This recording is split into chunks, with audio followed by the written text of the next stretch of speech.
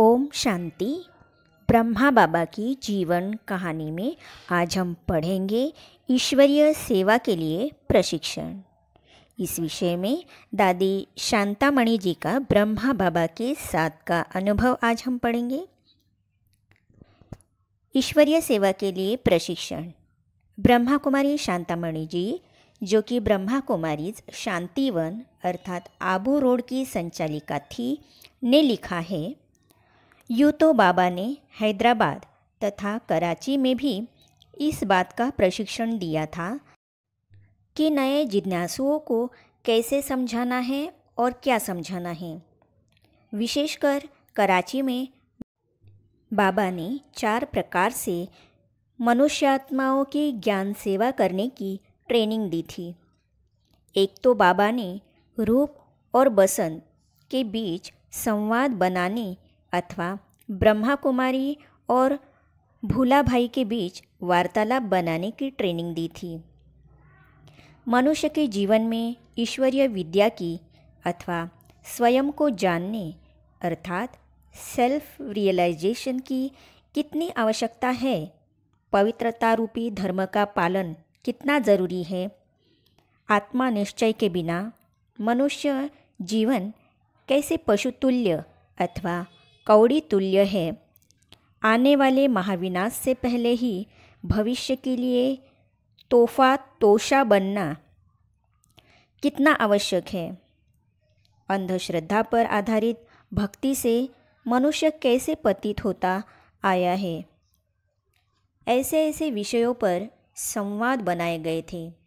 ये संवाद अथवा वार्तालाप छपवाकर अथवा साइक्लोस्टाइल करवाकर मंत्रियों तथा अन्यान्य व्यक्तियों को निःशुल्क ही भेजे गए थे।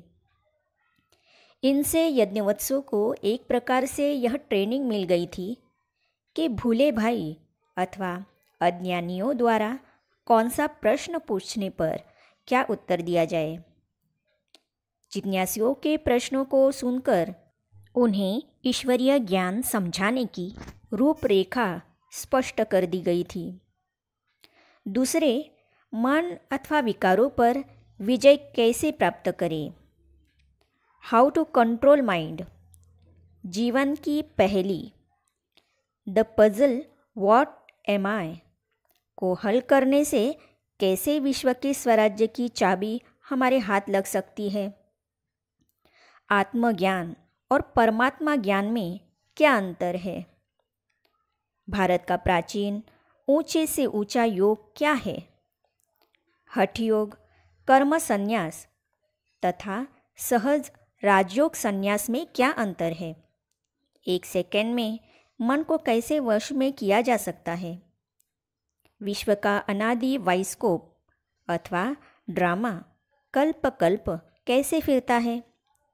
आने वाली महाभारी महाभारत लड़ाई कैसे एक गुप्त वरदान है और उसके पीछे बैकबोन कौन है। आदि आदि विषयों पर भाषण करने की ट्रेनिंग भी दी जा चुकी थी।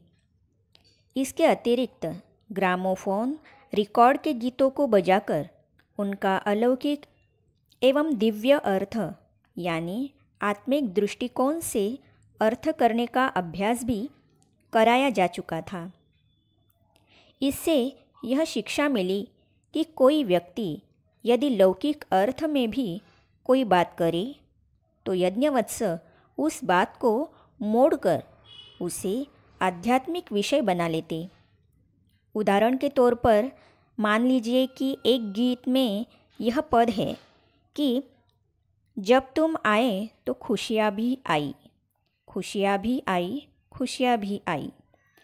गाने वाले ने चाहे इसे लौकिक अर्थ से गाया हो, परंतु अब इसका आत्मिक दृष्टिकोण से यहाँ यह अर्थ लिया जाता कि आत्मा परमपिता परमात्मा को कहती है कि हे बाबा, जब संसार में धर्म ग्लानि हुई और आप आए तो मन की खुशी का ठिकाना न रहा।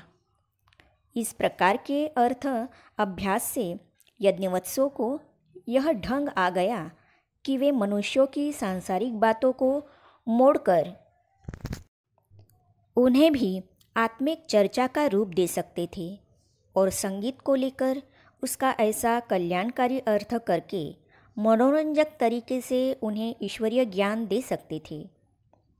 इसके अतिरिक्त कल्पवृक्ष, सृष्टि चक्र, रुद्रमाला और वैजंती माला के चित्रों पर सृष्टि के आदि मध्य अंत के भेद समझाने, ज्ञान, भक्ति, वैराग्य के रहस्य स्पष्ट करने, परमपिता परमात्मा की जीवन कहानी, बायोग्राफी और अवतरण का समय अर्थात होरोस्कोप समझाने की भी बाबा ने शिक्षा दी हुई थी।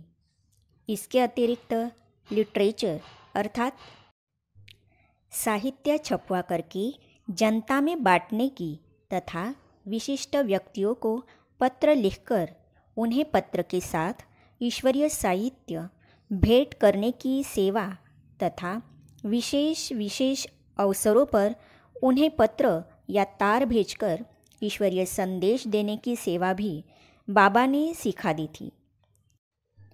इस विषय में ब्रह्मा कुमार चंद्रहास जी ने लिखा है।